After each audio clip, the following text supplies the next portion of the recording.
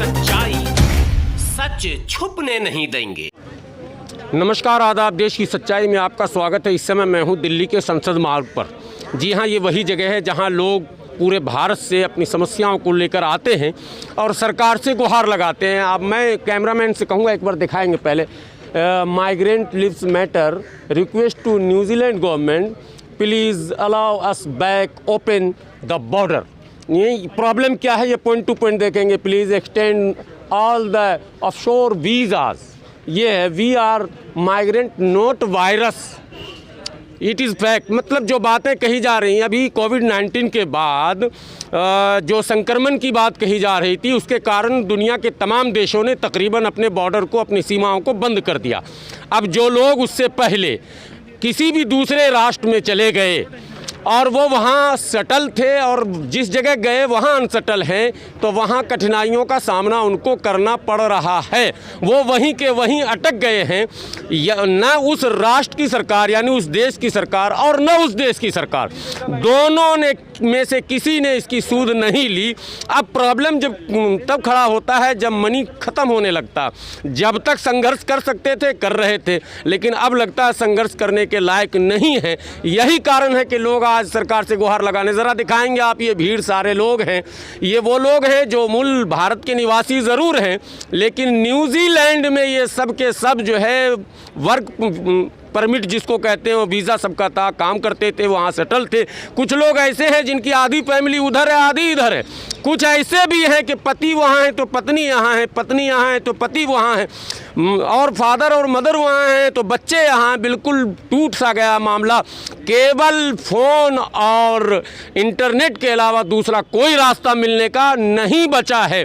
अब संकट केवल इतना नहीं है कि हम मिल नहीं सकते, संकट ये भी है कि जो एक्सपेंसेस हैं डेली के, वो न तो यहाँ पूरे हो पा रहे हैं न वहाँ पूरे हो पा रहे हैं। तो कैसे काम चलेगा और कैसे समस्या का समाधान होगा, इसी मांग को लेकर आज लोग जंतर मंतर पर आए हैं। यहाँ से आज ये फॉरेन मिनिस्टर को जो है मेमोरेंडम देंगे और न्यूजीलैंड के एम्बेसी को भी मेमोरेंडम देंगे, ताकि इनके साथ विमर्श किया जाए, इनकी समस्याओं का समाधान किया जाए। आप देखेंगे सभी लोग तख्ती पे क्या लिखे हुए हैं, आप देखें। ये इनके डिमांड्स हैं, बिल्कुल सिंपल सा डिमांड्स है। अगर गवर्नमेंट थोड़ा सा संजीदा हो जाए तो कोविड-19 के सारे रूल्स रेगुलेशन को फॉलो करते हुए भी रास्ते निकाले जा सकते हैं, क्योंकि मूवमेंट तो पूरी दुनिया में शुरू हो चुका, सारा काम हो रहा। कई देशों में इलेक्शंस हो चुके हैं, भारत में भी इलेक्शन हुए हैं कई राज्यों में। तो जब सारा मूवमेंट हो सकता है तो फिर इन वर्करों के साथ अन्याय क्यों, इनके रास्ते क्यों नहीं निकाले जा रहे हैं? आपसे विनती है कि आप इस न्यूज़ को ज़्यादा से ज़्यादा दूर तक पहुंचाने में सहयोग करें। चैनल को सब्सक्राइब करें, शेयर करें, लाइक करें, कमेंट करके ये ज़रूर लिखें कि हमारी मेहनत कैसी है। सर बताइए, क्या प्रॉब्लम क्या है?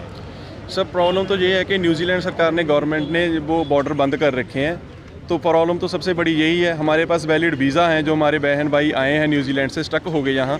जिनके पास वीज़ा है वो जा ही नहीं सकते क्योंकि बॉर्डर बंद है अभी तक। क्योंकि उन्होंने जब बोला था कि हम बुलाएंगे, इलेक्शंस के पहले उन्होंने एक स्टेटमेंट दी थी कि आपको हम बुला लेंगे, बट अब तो इलेक्शन भी हो गए, वो तो जीत भी चुके हैं, बहुमत से सरकार बनाई है।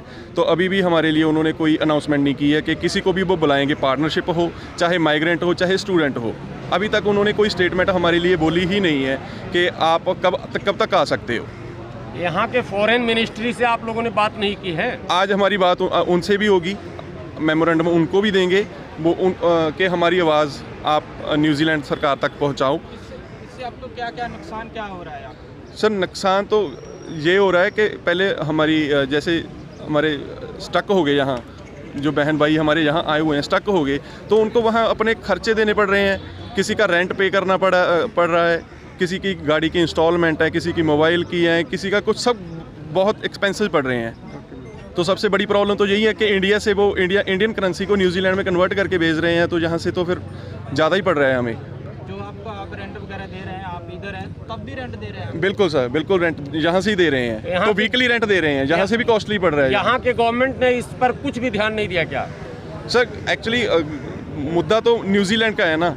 न्यूजीलैंड में हमारे जो बहन भाई गए हुए थे, तो वहाँ से अब आ गए हैं, तो इसमें इंडियन गवर्नमेंट का तो कुछ रोल नहीं है। तो नहीं, बट भारतीय होने के नाते आपने क्या बात कर सकते हैं ना यहाँ। बिल्कुल आज हमारी बात उनसे, हम मेमोरेंडम उनको दे रहे हैं, मिल रहे हैं उनको कि हमारा कुछ सोल्यूशन करके दो। आज मनोरंजन किसको दे रहे हो आप?